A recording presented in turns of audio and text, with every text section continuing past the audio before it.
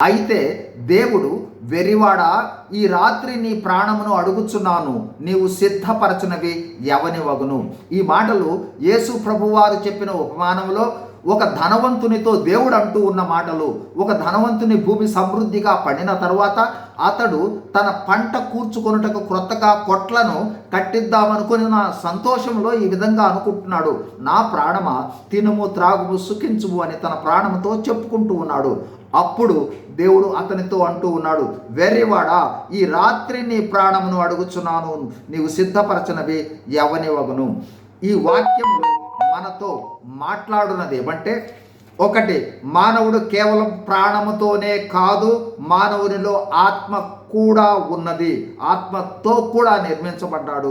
ఈ విషయం ధనవంతుడు గ్రహించలేదు. 2, ప్రతి మానవునికి మరణము ఉంది, మరణం తర్వాత ఆత్మ వెళ్ళు గమ్యములు 2, పరలోకము లేదా నరకము. ఈ గ్రహింపు ఇతనికి లేదు.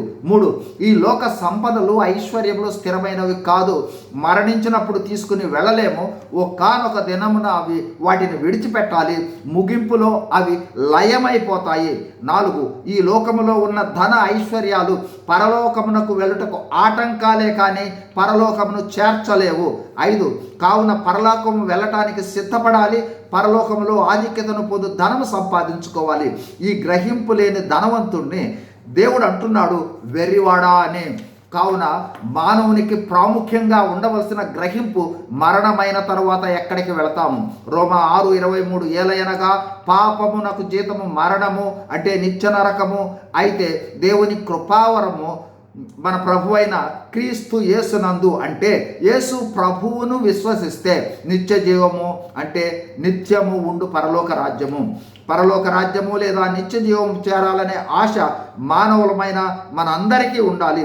అందులోకి వెళ్ళాలి అన్నట్లయితే పాప క్షమాపణ పొంది నీతిమంతులుగా తీర్చబడాలి.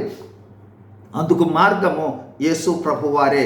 యేసు ప్రభువు పాప క్షమాపణ ఇస్తాడనే నమ్మికతో, పాప పశ్చాత్తాపంతో ప్రార్థిస్తే పరలోక రాజ్యం పొందగలము. ఎందుకంటే మనుషులకు అసాధ్యములైనవి దేవునికి సాధ్యములు, నమ్ముట నీ వలనైతే నమ్మువానికి సమస్తమును సాధ్యము. యేసు ప్రభువును అంగీకరిస్తే పరలోక రాజ్యము.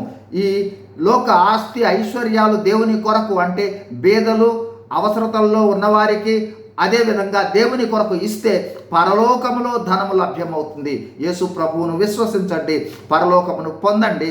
దేవుని కొరకు ఈ లోక ధనము వ్యయపరచండి, పరలోకంలో ధనాన్ని సంపాదించుకోనండి. God bless you. Thank you.